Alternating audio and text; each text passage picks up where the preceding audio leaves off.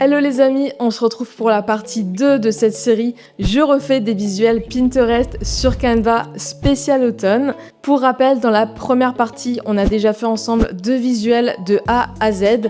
Donc si tu ne l'as pas vu, je t'invite grandement à aller la visionner puisque tu y retrouveras pas mal d'astuces Canva pour reproduire n'importe quel visuel. Car rappelons-le, l'objectif de ces vidéos, c'est quand même de t'apporter un maximum de clés pour ne plus bloquer sur Canva. Donc let's go, on est reparti sur Canva pour un nouveau visuel. On va passer maintenant au troisième visuel et celui-ci, c'est un Polaroid qui a été mis sur une autre photo.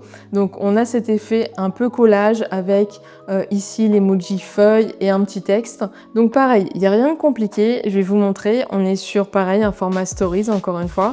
Donc on va aller encore une fois sur le bouton créer, réseaux sociaux, story Instagram. Là, je vous donne une petite variante par rapport au visuel précédent. On va pas mettre de cadre, on va pouvoir mettre directement notre visuel en arrière-plan. C'est dans éléments qu'il faut aller, à automne. Là, je vais aller dans photo. Et ce que je vais prendre éventuellement, je suis pas obligée de prendre exactement comme mon modèle, mais après, je vais rester un peu dans le même mood. Après, ce qui peut être bien, c'est d'aller chercher une photo verticale directement. Vous avez ici des petits paramètres qui peuvent vous faire aussi gagner du temps. Donc moi, ce que je vais prendre, c'est... j'ai bien envie d'avoir un arrière-plan full feuille automnale en fait. Je clique dessus, clic droit et je vais faire définir comme arrière-plan. Donc là, très clairement, j'ai pas eu besoin de cadre. Ce que je vais faire, un peu comme le premier, et encore, je suis pas forcément obligée de jouer sur la transparence.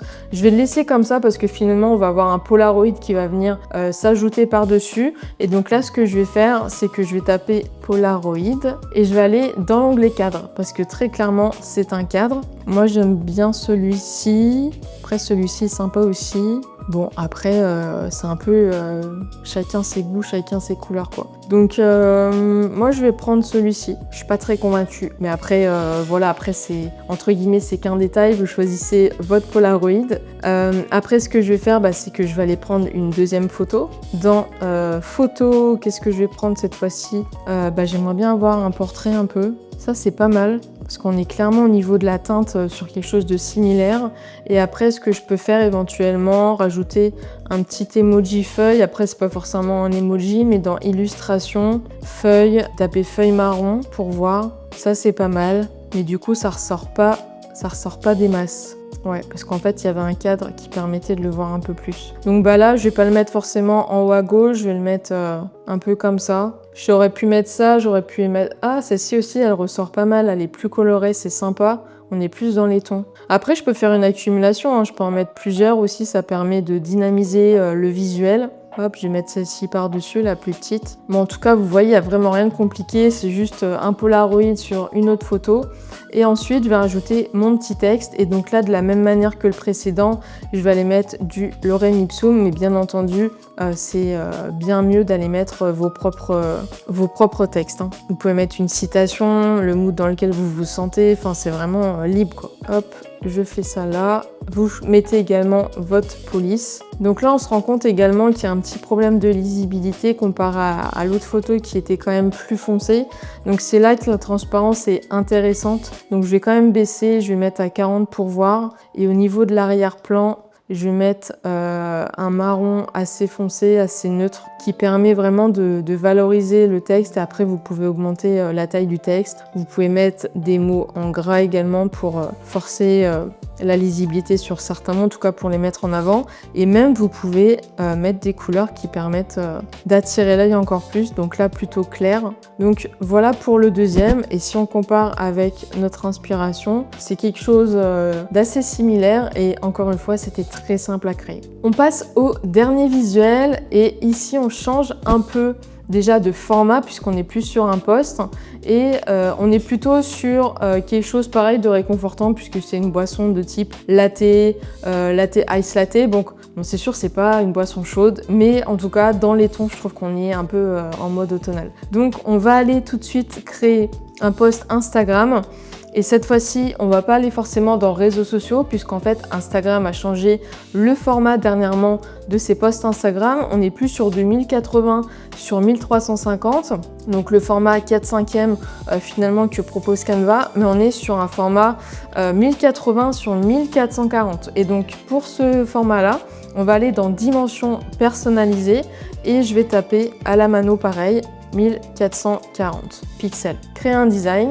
Et donc là, ce qu'on va faire, c'est qu'on va commencer aussi par la photo un peu d'arrière-plan. Donc pour rester un peu dans le ton automne, je vais aller rechercher automne, couverture. On va voir ce qui ressort dans photo. Je vais mettre à automne mood pour voir ce qui ressort. Ah, c'est pas mal ça. On se rapproche un peu plus de ce que je cherchais. Et voilà, c'est totalement quelque chose comme ça que je souhaitais, quelque chose d'un peu cocooning au niveau des matières. Et la feuille qui rappelle toujours l'automne. Et maintenant, je vais aller plutôt chercher latte, café latte pour voir ce qui ressort au niveau... En fait, je vais chercher des mains pour avoir cet effet un peu détouré.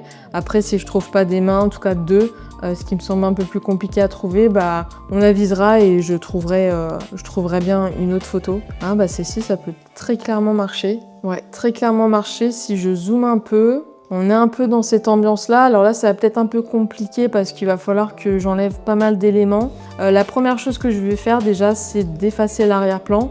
Bon, voilà, c'est bien ce qui me semblait, c'est qu'en fait, ça va pas supprimer tout. Donc après, sinon, je peux tenter de faire quelque chose à la main ou alors trouver une autre photo pour que ce soit quand même plus simple. Typiquement, ça pourrait faire le job. Si j'efface l'arrière-plan, ça donne quoi? Ouais, on est un peu plus dans cet esprit-là. Maintenant, je vais regarder si je trouve pas quand même autre chose. Bon, après, je suis pas obligée de suivre exactement le visuel, parce que c'est vrai que ça fait pas très latte, en fait. On dirait des boissons à la pêche. Mais après, celle-ci, elle est sympa, je trouve. J'aime bien. Ah, ou sinon, celle-ci, elle vient de popper dans mes suggestions. Alors, peut-être que j'en aurai d'autres, du coup. Mais en tout cas, dans les couleurs, on se rapproche un peu plus de ce qu'on avait. Donc, honnêtement, je vais partir là-dessus. Je vais effacer l'arrière-plan. Bon après, la veste en jean, c'est pas tip top, honnêtement. Donc on va voir ce qu'on pourra faire. Je vais aller dans modification. L'idée c'est que là, on va ajouter la bordure autour du visuel. Ce tutoriel que je vous fais, ça vous permet d'apprendre de nouvelles techniques pour reproduire des visuels similaires.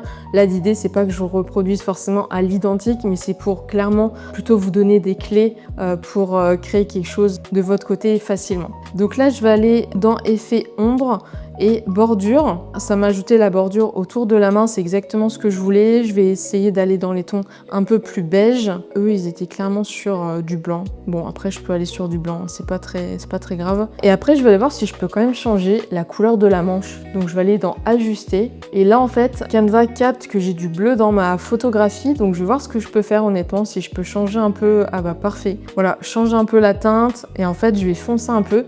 Et là, ça me plaît un peu plus parce qu'on est un peu dans les tons un peu plus marron. Maintenant, ce qui nous manque, c'est le texte. Et je vais commencer par ce texte un peu arrondi. Je décale aussi un peu le visuel là parce que vous avez remarqué que la bordure, on la voit. Et c'est pas forcément esthétique, donc je préfère la cacher en grossissant un peu le visuel. Donc là, très clairement, je vais mettre du lorem ipsum parce que je n'ai pas d'inspiration en texte. La bonne excuse. Non, mais c'est là, donc autant s'en servir. Je vais mettre 6 mots et je vais mettre en fond de 24. Et donc là, on va créer un petit effet texte dans forme courbée. Quand on clique dessus une première fois, ça courbe dans ce sens-là, mais nous, on veut dans l'autre sens. Donc en fait, il y a juste à diriger le curseur dans l'autre sens et après, on va venir un peu adapter le texte en fonction de la forme de notre image. Donc là, on n'est pas trop mal, honnêtement. Je vais grossir un peu la taille du texte. Je vais tourner encore un peu comme ça. Et là, je vais la mettre en crème. Et là, je peux éventuellement rajouter un deuxième effet texte pour refaire ressortir un peu plus par rapport à l'arrière-plan. Donc là, voilà, on est pas loin de la fin. Il nous manque plus que le titre. Je vais marquer une boisson réconfortante pour l'automne. Hop, voilà. Alors là, la particularité, c'est que y a des mots qui n'ont pas forcément la même taille. Donc, ce que j'aurais pu faire éventuellement, c'est découper un peu la phrase. Donc, une boisson. Après, on a réconfortante. Je vois que j'ai du lorem ipsum qui se balade en haut. On le supprime. Donc ça, on va mettre plus gros. Une boisson réconfortante. Et là, je vais mettre pour l'automne. un peu dans la même taille qu'une boisson. Et donc l'idée c'est d'aller jouer un peu avec ces 2 tailles de texte pour faire quelque chose de plutôt sympa. Et après, en termes de police, je vais aller chercher quelque chose d'un peu plus créatif.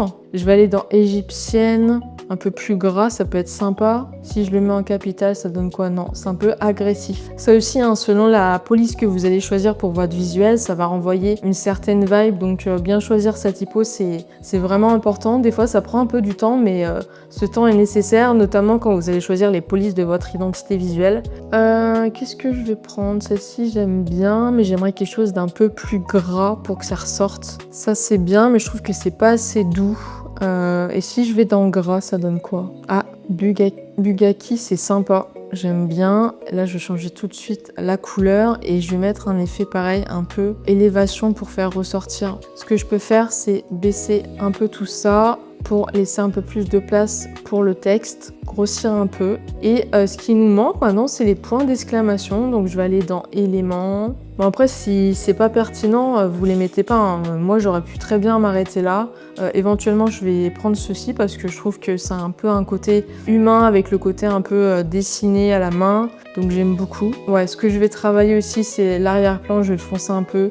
Donc là, de la même manière que les autres, ce que je vais faire, c'est que je vais foncer un peu la photo d'arrière-plan. Et c'est pas pour me déplaire puisque du coup, on voit davantage le texte. Voilà pour ce dernier visuel. Pour comparer avec ce qu'on avait sélectionné, pareil, on est plutôt dans un mood similaire, des choses qui ressemblent bien. Je suis contente, c'est exactement ce qu'on voulait faire, donc très bien. Voilà pour cette vidéo, j'espère que ça t'a donné plein d'idées pour tes propres visuels. Si tu veux aller plus loin, j'ai créé une formation complète qui s'appelle Impact Visuel pour les entrepreneurs, coachs, thérapeutes, freelance qui veulent apprendre à créer facilement des visuels impactants pour développer leur compte Instagram. Je te mets le lien juste en dessous et surtout, pense à t'abonner et à lâcher un petit pouce bleu pour aider à faire grandir la chaîne. Et dernière petite chose, si tu as repéré des visuels que tu veux que je refasse sur Canva, n'hésite pas à me les envoyer sur mon compte Instagram Design Forever et j'en sélectionnerai certains d'entre eux pour les refaire dans une prochaine vidéo. Je te dis à bientôt pour une prochaine vidéo, c'était Marianne, bye bye.